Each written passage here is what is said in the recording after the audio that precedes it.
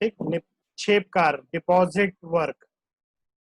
ठीक है, तो अपन ने अपनी बेसिक क्लास में देखा था एक टर्मिनोलॉजी में डिपॉजिट वर्क। ठीक है, ये जो डिपॉजिट वर्क होता है ना, ये नॉर्मल बिजनेस में नहीं होता है। ये केवल आप नगर परिषदों और किसी गवर्नमेंट ऑर्गेनाइजेशनों में ज्यादा होता है। ठीक है, तो इसकी एंट्री भी थोड़ी सी अलग होती है। डिपॉजिट वर्क, जो निक्षेप कार्य होते हैं, वो किस प्रकार के होते हैं, मैं आपके यहाँ पे एग्जांपल एक देता हूँ। वो डिपॉजिट वर्क होता है, जैसे शिक्षा विभाग है, शिक्षा विभाग से हमको आते हैं कुछ पैसे। शिक्षा विभाग से मानिए हमारे पास आए 5 लाख रुपए। ठीक, और हमसे कहा गया कि आपके क्षेत्र में एक कन्याशाला है, आपके क्षेत्र में एक कन्याशाला है, वहां पे एक अतिरिक्त कक्ष का निर्माण करवाना है, अतिरिक्त कक्ष का निर्माण करवाना है। ठीक है, डिपॉजिट वर्क में क्या होता है कि जो हम तो निर्माण कार्य तो करवाते हैं, हम निर्माण कार्य करवाते हैं, बट वो निर्माण कार्य हमारी संपत्ति नहीं होती है। वो निर्माण कार्य हमारी संपत्ति नहीं होती है। वो निर्माण कार्य हमको केवल और केवल एक एजेंसी के रूप में नियुक्त किया जाता है उस विभाग द्वारा, जैसे यहाँ पे शिक्षा विभाग, और उस एजेंसी के लिए हम निर्माण कार्य करते हैं। और जब वो निर्माण पूरा हो जाता है, हम उस संपत्ति को, हम उस निर्माणाधीन बिल्डिंग को या कक्ष को या किसी भी चीज को हम उस एजेंसी के हैंड ओवर कर देते हैं, हम उस एजेंसी को ट्रांसफर कर देते हैं। जैसे यहाँ पे अतिरिक्त कक्ष था, जो स्कूल में हमारी कन्याशाला है, उस स्कूल में हमने एक अतिरिक्त कक्ष बनाया, और वो अतिरिक्त कक्ष जो है हमने वो ट्रांसफर कर दिया स्कूल को ही। ठीक है, तो हमने यहाँ निर्माण कार्य तो किया, बट हमने उस निर्माण कार्य को अपनी संपत्ति नहीं बनाया। तो हम उस एंट्री को देखते हैं। ठीक है, हम उस एंट्री को देखते हैं, क्या है वो एंट्री। अभी यहाँ पे एक कॉलोनी का दिया हुआ है, मलवाहिनी नाली, यानी आप एक प्राइवेट कॉलोनी है, नगरीय स्थानीय निकाय द्वारा एक संस्था की कॉलोनी में मलवाहिनी नालियों के निर्माण कार्य हेतु 50,000 रुपए में निक्षेप कार्य के रूप में स्वीकृत। ठीक है, मतलब एक कॉलोनी में नालियां बननी है, एक प्राइवेट कॉलोनी में नाली बननी है, तो उस कॉलोनी ने हमारी नगर परिषद को 50,000 रुपए दिए।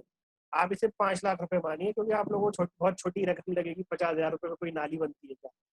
5 लाख रुपए दिए, ठीक, और आपसे कहा आगे कि आप हमारे कॉलोनी में 5 लाख रुपए की नाली निर्माण कीजिए, नाली निर्माण कीजिए। ठीक है, इसमें जो भी कम होगा ज्यादा होगा, समिति आपको भुगतान करेगी। ठीक, यानी ये एक तरह का डिपॉजिट वर्क हुआ।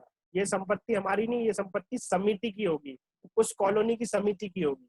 क्यों? क्योंकि वो भुगतान हमको कर रहा है, वो भुगतान हमें कर रहा है।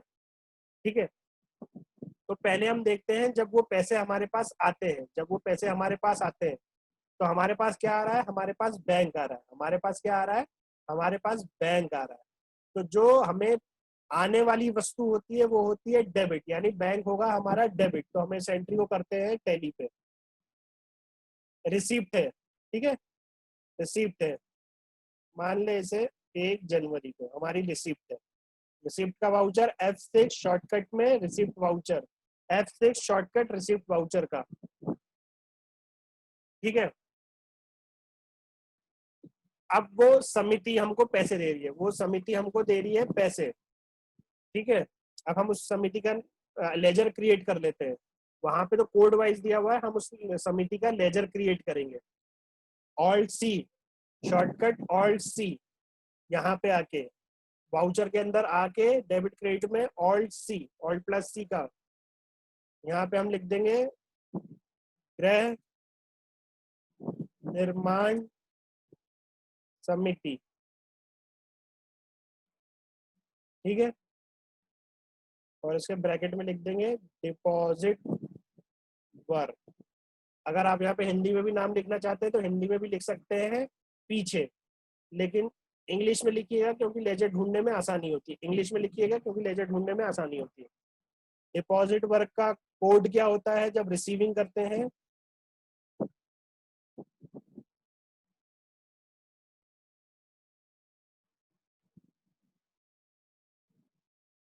ये देखिए डिपॉजिट वर्क, निक्षेप कार, ठीक है, ये निक्षेप कार का, इतने टाइप के निक्षेप कार होते हैं अलग अलग।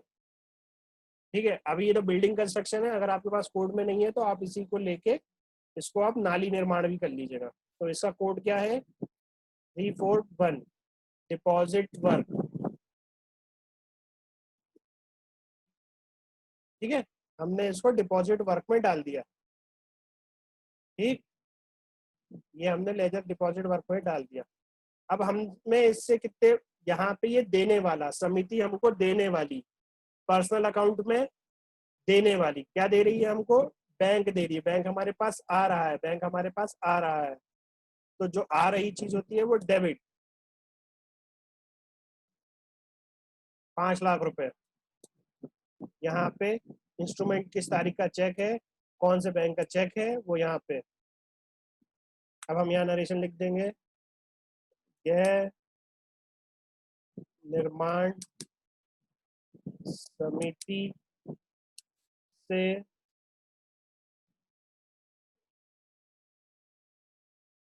कॉलोनी में नाली निर्माण का, नाली निर्माण के लिए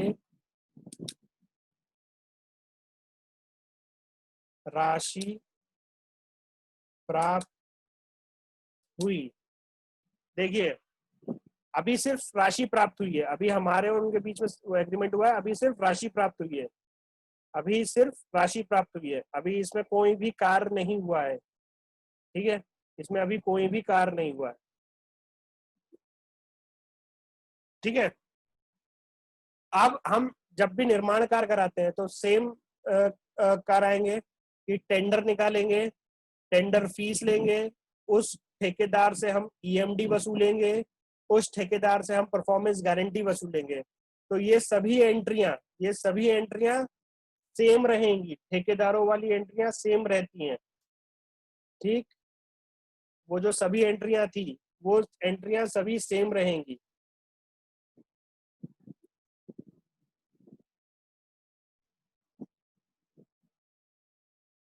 ठीक है, ईएमडी वसूली की एंट्री सेम रहेगी, परफॉर्मेंस गारंटी की वसूली सेम रहेगी। ठीक है, टेंडर फीस की एंट्री सेम रहेगी, निक्षेप कार्य में से संबंधित भी। ठीक, निक्षेप कार्य से संबंधित भी, क्योंकि एक नॉर्मल प्रोसेस है। केवल और केवल जो चीज चेंज होती है जब निर्माण कार्य निक्षेप कार्य से संबंधित होता है, जो चीज चेंज होती है वो केवल एक जीएल कोड चेंज होता है, वो होता है 412। इस 412 का जीएल कोड ना यूज होके यहाँ पे निक्षेप कार का जीएल कोड यूज होता है।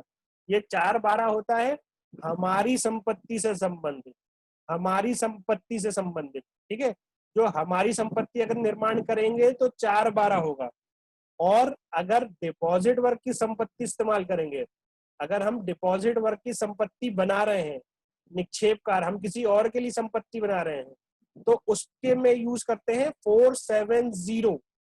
उसके लिए जीएल कोड क्या दिया हुआ है, आप जीएल कोड देखिए 470। ये देखिए डिपॉजिट वर्क का खर्चा। ठीक है, डिपॉजिट वर्क का खर्चा कितना आ रहा है, 470 में यहाँ पे दिया हुआ है आपका। ठीक, ये आप सोच रहे होंगे कि ये निक्षेप कार तो हमारे यहाँ होते ही नहीं है, या कभी हुए नहीं है, या कभी एक आध बार होते हैं। नहीं, मैं अभी आपको बताऊंगा, इतना बड़ा निक्षेप कार है कि आपके यहाँ पे ये सबसे ज्यादा होते हैं। अभी रिसेंटली पिछले 1-2 साल में तो सबसे ज्यादा हुए हैं। तो वो मैं एंट्री बताऊंगा आपको, अभी पहले ये अपन कंप्लीट कर ले, उसको बीच में नहीं गुजरते हैं। ठीक है, तो ये 470 जब खर्चा करेंगे निक्षेप कार में तो ये 470 हुआ। ठीक, कंट्रोल सी। ठीक, यानी मेरा जो कार हुआ,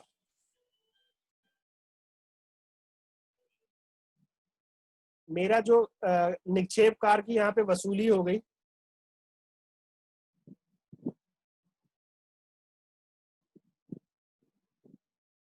ठीक,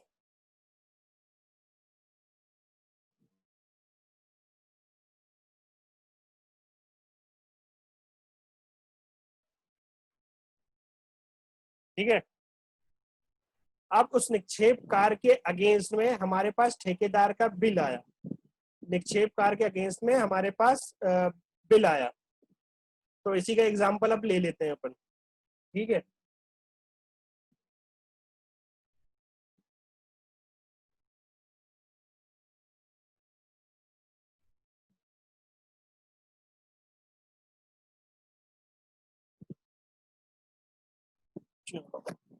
अब अपन इसका एग्जांपल लेते हैं। क्या हमारे पास बिल आया,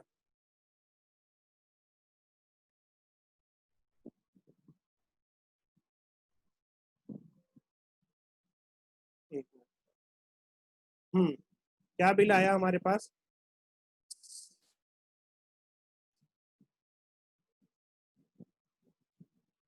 कितने का आया बिल हमारे पास? मान लीजिए हमारे पास बिल आया 4 लाख रुपए का। ठीक,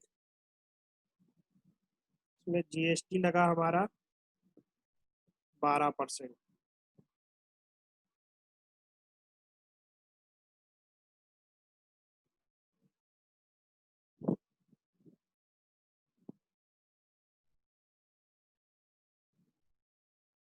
ठीक है, सेम सेम सभी चीजें रहेंगी, इसमें कोई भी चीज अलग से चेंज नहीं होता है। ठीक, इसमें कोई भी चीज अलग से नहीं होती है। TDS 2%, GST 2%, SD 6%, एलडब्ल्यूटी 1%। ठीक है, तो जीएसटी 2% कितना हो गया हमारा?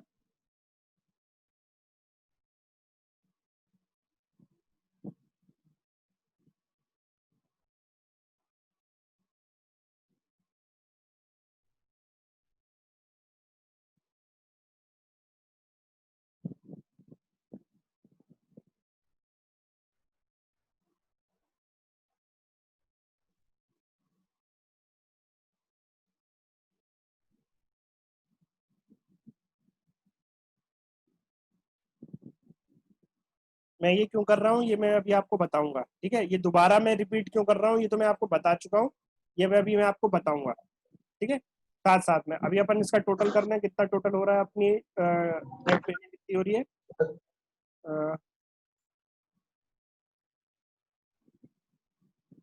8 8 16, 16 और 30 40 और 44,000। ठीक है, तो ये बस हो रही है हमारी 4,04,000 रुपये पेमेंट हो रही है। ठीक है, 4,04,000 रुपये हमारी पेमेंट हो रही है। तो इस एंट्री को अब हम यहाँ पे करते हैं, अब हम इस एंट्री को यहाँ पे करते हैं। यहाँ पे केवल चेंज क्या हो रहा है, केवल चेंज हो रहा है जीएल कोड। 412 की जगह चेंज होगा 470। ठीक है, 470।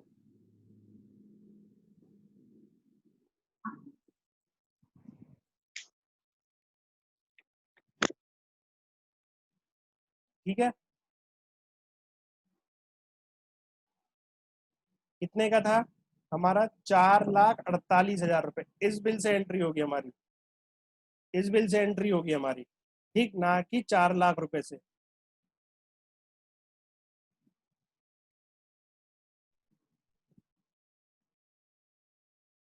ये 470।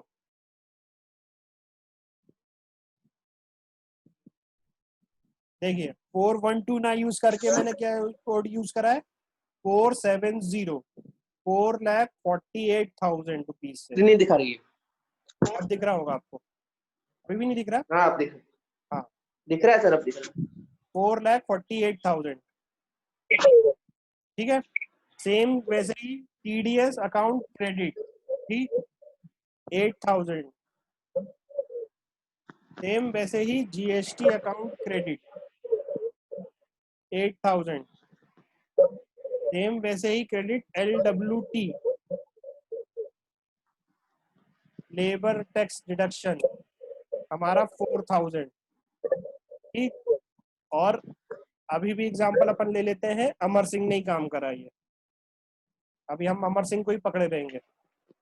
अमर सिंह कॉन्ट्रैक्टर की एसडी काटी हमने, सॉरी कितनी काटी, 24,000, ठीक। और ये हमारी अमर सिंह की पेमेंट कितनी करनी है, 4,04,000, पेमेंट कितनी करनी है, 4,04,000, ठीक है। अमर सिंह को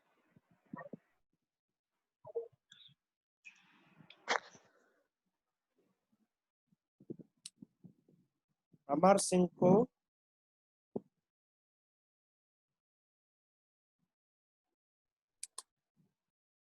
नाली निर्माण का बिल भुगतान किया गया, ठीक है। अमर सिंह को नाली निर्माण का बिल भुगतान किया गया, ठीक।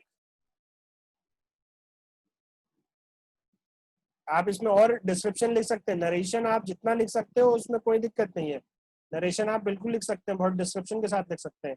तो अमर सिंह को नाली निर्माण का, जी सर कभी कभी इसमें विथहेल्ड में पेमेंट रोकने का भी आता है ना? सर वही बता रहा हूँ, अब इसमें आपको इंजीनियर विथ दे देता हूँ। नहीं आप देखिए, विथ वाली जो राशि होती है सर, वो होती है 10%, जिसे अपन बोलते हैं, है ना, 10% बोलते हैं कि स्वीकृति के लिए 10% रोक लेते हैं, या विथ राशि है। तो देखिए विथ का मतलब ही होता है कि रोकी हुई राशि, ठीक है। तो अब भी अपन उसको देख लेते हैं। मान लीजिए इसमें 1,00,000 रुपए विथ करने को बोला गया है, 1,00,000 रुपए विथ करने को बोला गया है, ठीक है। तो अभी बिल तो पूरा का पूरा वैसे ही चढ़ेगा, बिल में कोई नहीं होता विथ, बिल पूरा का पूरा, क्योंकि बिल अगर इंजीनियर ने बनाया है तो वो सर्टिफाई होके बिल आ गया है मेरे पास, ठीक है। विथहेल्ड अमाउंट इसलिए ली जाती है, आपको बता दूं, विथहेल्ड अमाउंट इसलिए ली जाती है कि कई बार हम निर्माण की गुणवत्ता को बिल के समय पे जांच नहीं पाते हैं, निर्माण की गुणवत्ता को बिल के समय पे जांच नहीं कर पाते हैं, इस वजह से हम राशि को विथहेल्ड कर लेते हैं।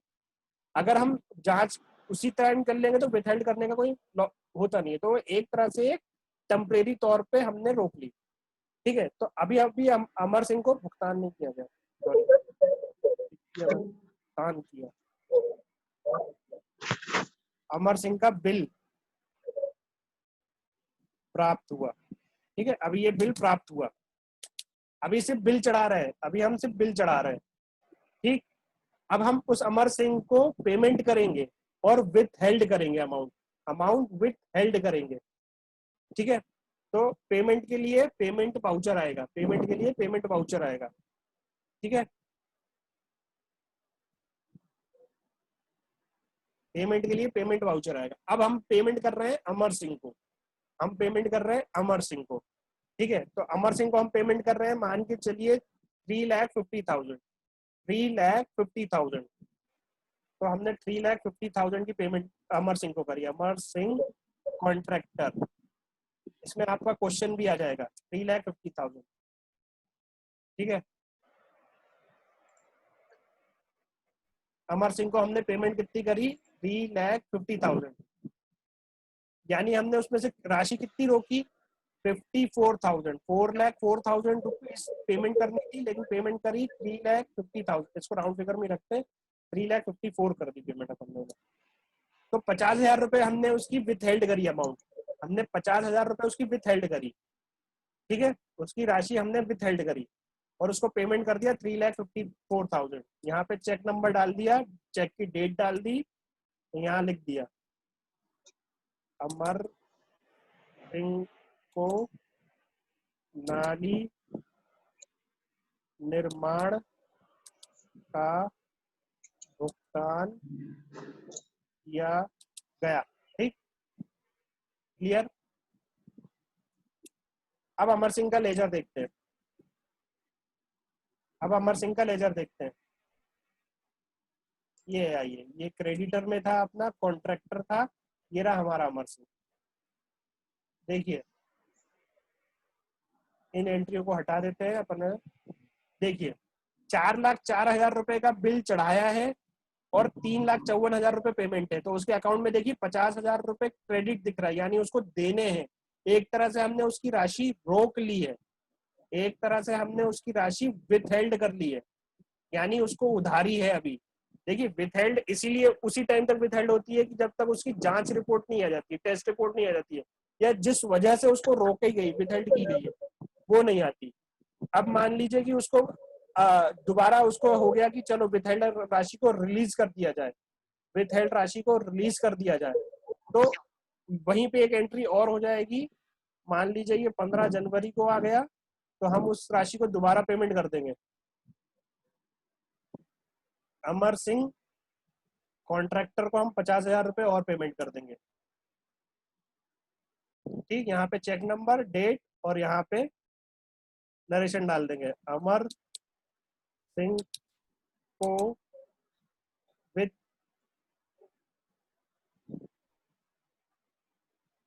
रोकी गई राशि का भुगतान किया गया। अब देखिए यहाँ पे ये जीरो हो गया, यहाँ पे ये जीरो हो गया। क्लियर? आपका जो सवाल था चेतन जी वो क्लियर हो गया यहाँ पे? इसमें और कोई डाउट? No sir. है ना? इसका एक कई लोग दूसरा तरीका भी करते हैं, इसका एक दूसरा तरीका भी ये करते हैं कि वो लोग एक नया लेजर खोल देंगे, वो अमर सिंह के नाम से विथहेल्ड राशि का एक नया लेजर भी खोल देते हैं। बट पहले ही हम एक ठेकेदार के 4 लेजर खोल चुके हैं, पहले ही हम एक ठेकेदार के 4 लेजर खोल चुके हैं, अब 5वां भी खोलना पड़ेगा विथहेल्ड का। तो इससे अच्छा है उसके मेन लेजर में 50,000 रुपए उधारी दिखती रहेगी। जब तक हम ये अमाउंट नहीं चढ़ाएंगे तब तक वो 50,000 रुपए, नीचे आप देखिए 50,000 रुपए का क्रेडिट दिखाता रहेगा, यानी उसकी राशि रोकी गई है, यानी उसकी राशि रोकी गई है। और आपको देखना होगा तो आपको क्लियर दिखेगा। कैसे दिखेगा आपको लेजर में? ये देखिए ये 10,10,000 के केस में ये 10,10,000 पेमेंट, ये 4,04,000 के अगेंस्ट में 3,54,000 पेमेंट। आप अपने पुराने टैली के डाटा में देखिएगा इसी प्रकार की कुछ एंट्रियां दिखेंगी। 4,04,000 के अगेंस्ट में 3,54,000 की पेमेंट। ठीक, तो ये डाउट क्लियर अपना? तो यस सर। अब अपना हो गया भैया निक्षेप कार भी हो गया, हमने उसका निर्माण कार का भुगतान भी कर दिया। ठीक है, अभी हमने जब पैसे आए थे हमने उसे लायबिलिटी बना ली थी, दायित्व बना लिया था 3 नंबर पे लेके। 3 नंबर हमारा क्या होता है? दायित्व। ठीक है, वो कहाँ आ रहा है वो मैं दिखाता हूँ बैलेंस शीट में। लायबिलिटी साइड है हमारा 341, हाँ। ये डिपॉजिट वर्क,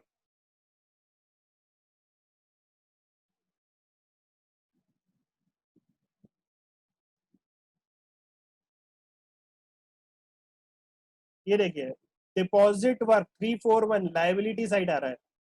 ठीक है, लायबिलिटी साइड आ रहा है। जो हमने गृह निर्माण सोसाइटी से 5 लाख रुपए लिए थे, जो हमने गृह निर्माण सोसाइटी से 5 लाख रुपए लिए थे, वो कहाँ ले लिए हमने? वो यहाँ ले लिए, हमने उसे यहाँ ले लिया। ठीक, हमने उसे यहाँ पे ले लिया।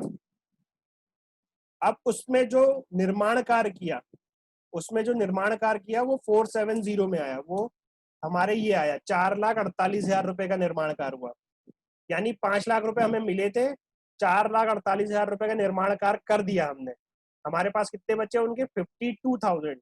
अब देखो सर, ये संपत्ति ना मेरी है ना ये पैसे मेरे हैं, सिर्फ मैं एक एजेंसी के तौर पे था। अब काम भी पूरा हो गया, सब कुछ पूरा हो गया, उनको कमरा दे दिया, वो लोग इस्तेमाल करने लगे, लेकिन ये अभी भी मेरी किताब में दिख रहा है, मेरी किताब में दिख रहा है, मेरे लेखों में दिख रहा है। तो इसे मुझे खत्म करना है, इसको मुझे खत्म करना है। ये मेरी संपत्ति नहीं है ना? वो 5 लाख रुपए मेरी 5 लाख रुपए उधारी नहीं है, और ना ही ये मेरी संपत्ति 4 लाख तक। तो इसको एडजस्टमेंट करने की एक एंट्री है, वो दी हुई है नीचे। इसको जो एडजस्ट करने की एंट्री है वो आपकी दी गई है नीचे,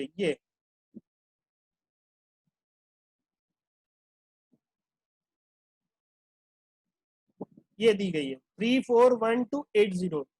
जब हमने प्राप्त किए थे जब हमने पैसे प्राप्त किए थे तब हमने 341 डिपॉजिट वर्क को क्रेडिट किया था, है ना। अब हमें उसे कम करना है, अब हमें अपनी लाइबिलिटी कम करना है, तो हम उसे डेबिट करेंगे।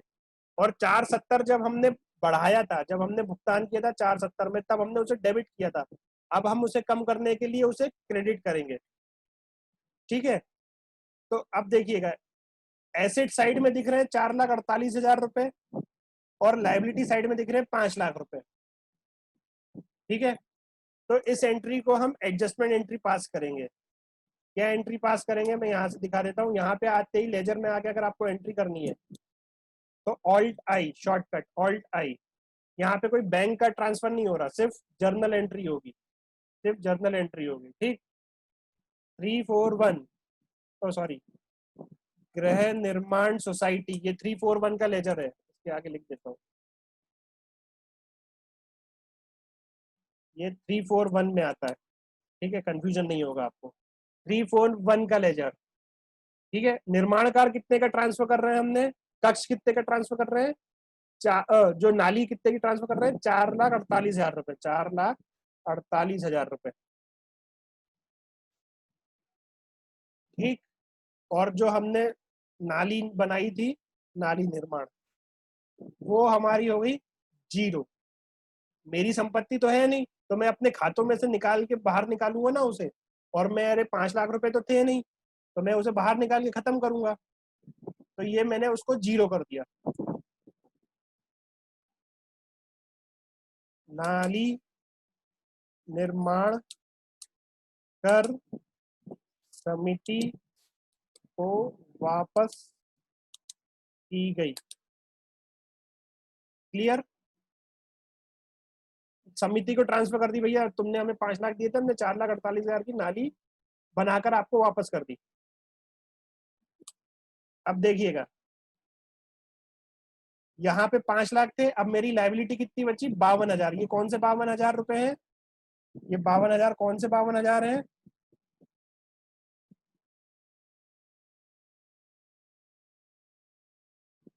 ग्रांट कितने आए थे मेरे पास, 5 लाख रुपए।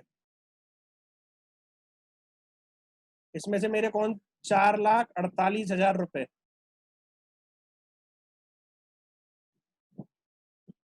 ये 52,000 रुपए मुझे किसे,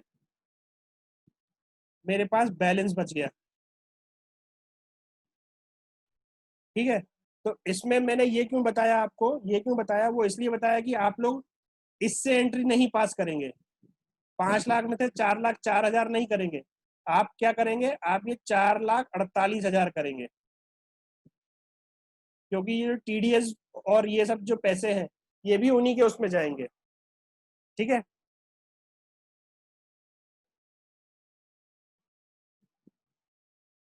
तो आ जाए अपन इसमें वापस, कि देखिए 52,000 रुपए बचे मेरे, मेरे यहाँ पे 52,000 रुपए बचे, और यहाँ से वो जीरो हो गई। यहाँ पे अभी 4,48,000 रुपए दिख रहे थे, अब वो मैंने क्रेडिट करके जीरो कर दिया, उसको मैंने यहाँ पे जीरो कर दिया, यहाँ पे मेरा कुछ नहीं बचा। मैंने अपनी संपत्ति नहीं बनाई, मेरे पास कोई ये कोई मेरी संपत्ति नहीं थी, मैंने वापस कर दी। अब इस 52,000 का ट्रीटमेंट करते हैं। अब ये 52,000 रुपए मेरे कोई काम के तो है नहीं, मैंने 5 लाख मिले थे, 4,48 का निर्माण कर दिया, अब बाकी बचे हुए पैसे हम इनको वापस कर देंगे, बाकी बचे हुए पैसे हम इनको वापस कर देंगे, तो भुगतान कर देंगे। तो भुगतान की एंट्री क्या होगी हमारी, भुगतान की एंट्री हो जाएगी हमारी यहीं पे आके ऑल्ट आई, डेट, पेमेंट कर रहे हैं, भुगतान कर रहे हैं, तो F5, ठीक है।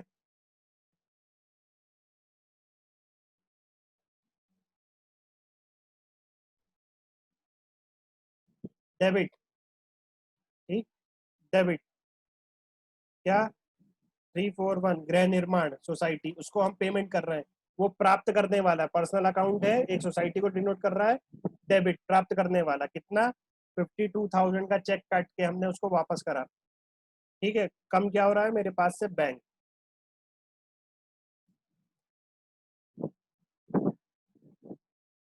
गृह निर्माण सोसाइटी को भुगतान किया गया, ठीक है। अब देखिए ये लेजर सोसाइटी का लेजर भी 0 हो गया और वहां पे डिपॉजिट वर्क का लेजर भी 0 हो गया। किसी को इसी में क्वेश्चन, किसी को कोई इसी में डाउट ना समझ में आया हो, किसी को इसमें कुछ ना समझ में आया हो? डिपॉजिट वर्क केवल हमने एक चेंज, 2 टाइप की एंट्रीज एक्स्ट्रा है। पहला, जब 412 लेजर की जगह पे हम 470 यूज करते हैं, 412 की जगह पे 470 यूज करते हैं, ठीक। और दूसरा ये कि हम उसे आपस में खत्म करते हैं, है ना। हम एक एंट्री पास करते हैं 341 अकाउंट डेबिट टू 470, ये एक एक्स्ट्रा एंट्री है, ये वाली एंट्री एक एक्स्ट्रा होती है। जैसे हम एसिड ट्रांसफर करते हैं ना, तो एसिड ट्रांसफर की एंट्री क्या करती है, 410 अकाउंट डेबिट टू 412, सेम उसी प्रकार से, लेकिन इसमें हम एसिड को नहीं ट्रांसफर कर रहे हैं, हम ये किसी और को ट्रांसफर कर रहे हैं, ठीक है। तो ये डिपॉजिट वर्क की एंट्री भी होगी। अच्छा, अभी मैंने आपको बीच में बोला था कि ये इंपॉर्टेंट एंट्री है, आपको देख, ये जो आप मुझे बताइए, जो इंडिविजुअल टॉयलेट आप लोग जो बना रहे हैं, है ना, घर घर शौचालय के लिए जो इंडिविजुअल टॉयलेट आप लोग बनाते हैं, तो ये इसका तो निर्माण हो रहा है, इसका निर्माण कार्य हो रहा है, लेकिन क्या ये आपकी संपत्ति है? भुगतान तो आप लोग कर रहे हैं, ठेकेदार को वसूल करते हैं, क्या ये आपकी संपत्ति है? किसी के घर का शौचालय क्या आपकी संपत्ति हो सकती है? क्या आप उससे पैसे कमा रहे हो? क्या नहीं कमा रहे हो। यहाँ पे आप केवल एक एजेंसी हो जो उनके घर में शौचालय का निर्माण कर रहे हैं, ठीक है। तो इसीलिए जो शौचालय निर्माण होता है, जो घर घर शौचालय निर्माण होता है, जो आपकी स्वच्छ भारत मिशन के तहत घर घर शौचालय निर्माण है, वो भी एक तरह का डिपॉजिट वर्क है, वो भी एक तरह का डिपॉजिट कार्य है, निक्षेप कार्य है, ठीक है। उसके लिए आपको कौन कौन पैसा दे रहा है? उसके लिए पहला, केंद्र सरकार, राज्य सरकार और हितग्राही खुद, और उसमें 10% आपका भी है, तो वो अलग होता है, वो ग्रांट में अलग होता है। तो ये तीन मिलके आपको पैसे देते हैं, क्या, हितग्राही के घर पे शौचालय निर्माण करने का। तो ये शौचालय को आप अपनी संपत्ति मत मानिएगा, ठीक है। गृह निर्माण शौचालय जब बन जाता है तो आप लोग उसको उसके मालिक को ट्रांसफर कर देते हैं, ठीक है। तो इसीलिए वो भी एक तरह का निक्षेप कार्य है, ठीक है। अब ये चीजें क्लियर, इतनी एंट्रीज हमारी क्लियर हो गई। किसी को कोई सवाल हो तो पूछ लीजिएगा। अच्छा, कल का सेशन स्पेशल हो सकता है, हमारे साथ संचालय के अधिकारी जो इस प्रोजेक्ट को देख रहे हैं वो जुड़ेंगे। हम कोशिश कर रहे हैं कि हम उनको अपने सेशन में लेके आए, ताकि आप लोगों का भी मनोबल बढ़े, आप लोगों को भी लगे कि नहीं, आप लोग जो कार्य कर रहे हैं वो संचालय की जानकारी में है और उनके कुछ मार्गदर्शन अपने को मिल सकता है, तो वो अपन बिल्कुल उनसे लेंगे। तो संचालय के डायरेक्टर सर कल हो सकता है हमारे साथ जुड़े, अगर उनकी व्यस्तता नहीं रही, ये कोविड की वजह से वो भी व्यस्त हैं, लेकिन हमने उनसे रिक्वेस्ट करी है तो उन्होंने बोला है कि नहीं, मैं आपको समय बिल्कुल दूंगा, ठीक है। तो कल के सेशन में हो सकता है हमारे साथ जुड़ेंगे। आगे की एंट्री अब अपन नेक्स्ट सेशन में देखेंगे। किसी को क्वेश्चन हो तो वो पूछ लीजिए बिल्कुल, किसी को कोई डाउट हो, किसी को कोई क्वेश्चन हो तो अब बिल्कुल पूछ लीजिए।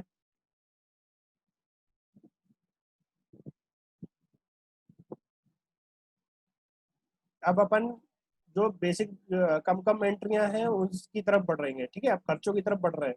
अभी अपन ने एक बहुत बड़ी एंट्रियां कर ली है, ये बहुत बड़ी एंट्री होती है ठेकेदारों की और ये निक्षेपकार की, ठीक। ये बहुत बड़ी और इम्पोर्टेंट एंट्री होती है। अपन ने क्या क्या कर लिया है वो देख लेते हैं। अपन ने ये सारी एंट्रियां पूरी कर ली है,